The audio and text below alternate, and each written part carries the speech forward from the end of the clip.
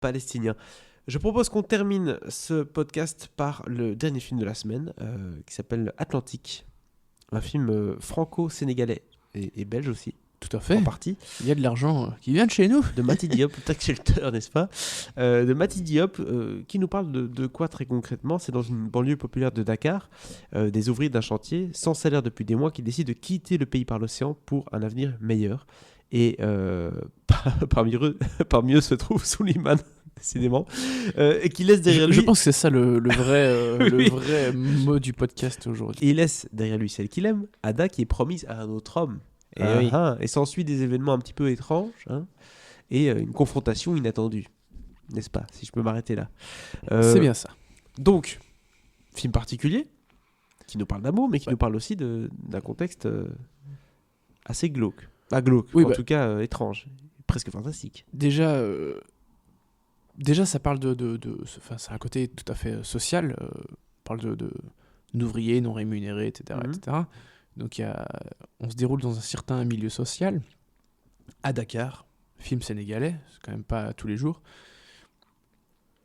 Et effectivement, certains événements dramatiques vont arriver, un naufrage notamment, C'est ça. et les esprits des naufragés vont revenir hanter leur connaissance, si je puis dire. Et donc en fait, on est dans un film complètement fantastique. Enfin, complètement. Ça peut se... Il y a un côté très dramatique, hein, mais voilà, il y a un élément fantastique, presque mythologique, si je puis dire, d'une certaine façon, dans le sens où on touche à un point très précis de la mythologie. Ce sont les djinns. Ouais. Voilà. Donc, enfin, de la mythologie africaine, hein, évidemment, et arabe, etc. Et les djinns, qui sont donc des... Comment on pourrait définir un djinn ? En tout cas, ici, dans le film, ce sont vraiment presque des fantômes, des esprits qui viennent hanter les membres Ouais. de la famille, les amis, etc. C'est assez compliqué de parler de ce film, je trouve, parce qu'il ne va pas toujours là où on l'attend. Les éléments fantastiques n'arrivent pas tout de suite. Ouais. Du coup, au début, tu ne sais pas trop vers quoi ça va. Puis ça bifurque vers autre chose. Et puis après, voilà, tout s'imbrique un peu plus. Mais oui, c'est un film assez surprenant. Bon, il faut dire que nous, au début, on ne savait pas que c'était quelque chose de fantastique. Bon, maintenant, ici, tu es un peu obligé de présenter le film comme ça, sinon c'est compliqué. Ouais, c'est clair. Sinon, tu peux pas t'arrêter juste en disant qu'il est parti en bateau, quoi. Ouais, voilà. Parce que ça va beaucoup plus loin que ça. Donc, d'une certaine façon, j'exagère, hein, je gâche l'effet de la surprise. Mais c'est pas... En fait, je reverrai bien le film en sachant tout ça de base, parce que du coup, ça permet d'avoir une autre clé de lecture et qui doit pas être inintéressante. Et je pense que c'est ce que je ferai, parce que je dois avouer que je suis pas vraiment rentré dans le film quand je l'ai vu. Ouais. J'aime beaucoup le fait que ce soit une jeune réalisatrice sénégalaise qui ait réalisé un truc pareil, qui fait une vraie proposition de cinéma avec un gros sujet, une vraie ambition cinématographique, parce que vraiment au niveau de la mise en scène, des plans, etc., il y a du gros boulot et il y a du talent, donc ça c'est génial.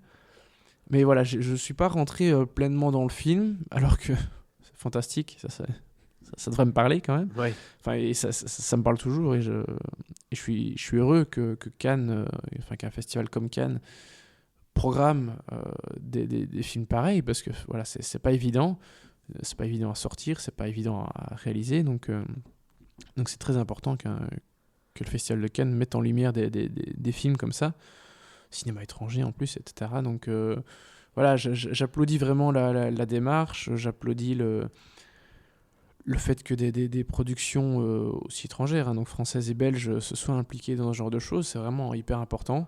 Voilà, j'aurais aimé un peu plus le film, parce que voilà, je suis pas rentré plus que ça dedans. Mais je trouve que tout cela est à saluer de toute façon. Donc rien que pour ça, c'est vraiment bien. Voilà, malheureusement, moi je suis resté un peu à côté. D'accord. Mais voilà, je serais curieux de le revoir si j'ai l'occasion, pourquoi pas. On va pas s'éterniser là-dessus, alors du coup, si t'as pas vraiment un avis pour en parler. Non, c'est pas que j'ai pas d'avis. Je pense que j'ai exprimé mon avis sur le film, mais voilà. Après, voilà, il y a des sensibilités aussi qui font que t'aimes ou que t'aimes pas un film. Non, c'est clair. Voilà, j'aime pas spécialement le film, je lui trouve plein de qualités. Voilà, j'aime bien la façon dont a été écrit le film. En fait, j'aime beaucoup la mise en scène. Voilà, il y a vraiment plein d'aspects que je trouve très intéressants. Mais c'est juste que voilà, ça a pas vraiment marché sur moi, c'est tout. Tu lui donnes combien du coup? 2 étoiles quand même, parce que voilà, je peux ravaler j'allais dire ma fierté, mais je peux mettre mes goûts personnels un peu de côté. Et reconnaître quand même le travail accompli bien pour sûr, ce film-là. Bien sûr, voilà. L'originalité, l'ambition. Et donc c'est pas mal du tout quand même, 2 étoiles pour ce film-là, on tient à le préciser, parce que on a une semaine de manière générale qualitative. On a 3 étoiles pour le premier film de la semaine, Motherless Brooklyn. Faut pas oublier que pour terminer vraiment, pour conclure sur Atlantic, il a remporté le Grand Prix à Cannes. D'accord. Donc c'est pas rien. Et je pense que It Must Be Heaven a une mention spéciale du jury. Donc non, on parle de 2 films qui ont été primés, qui ont plu pas que aux critiques. Mention spéciale, tout à voilà, fait. c'est ça. Qui n'ont pas plu qu'aux critiques, mais qui ont plu au jury. Jury composé de réalisateurs, actrices, etc. Donc ce sont des films qui ont plu dans le milieu du cinéma, et ça c'est très important. Donc ça, rien que pour ça, c'est génial. Voilà. Mais voilà, je suis passé un peu plus à côté de Atlantic. Donc ce n'est pas un mauvais film, loin de là. Bon, on en avait déjà parlé un petit peu, mais c'est vrai que le Festival de Cannes a une approche un petit peu différente maintenant. J'ai l'impression qu'ils sont de plus en plus en train de s'ouvrir à des films aussi de genre et essayer tout à fait de se différencier, beaucoup plus international aussi. Ce qui nous pose parfois problème, on va pas se mentir. C'est ça. Pour le BIF, donc le Festival international du film fantastique de Bruxelles, c'est vrai que certains films espèrent être sélectionnés à Cannes, du coup on peut pas les avoir, vu que le festival a lieu 3 semaines, 1 mois avant Cannes. Et puis, non, ils sont pas à Cannes, et du coup on les a loupés pour rien. Ouais, bon, ça arrive souvent, mine de rien. C'est vrai que Cannes, c'est obligé d'être un film qui est montré pour la première fois. Ouais, mais bon, après, je ne peux qu'encourager le fait que Cannes remette un peu le cinéma de genre à l'honneur. Il y a eu quelques grands films qui ont eu énormément de succès grâce au fait qu'ils étaient sélectionnés à Cannes. Donc, tant mieux. Des carrières construites aussi comme ça continue comme ça.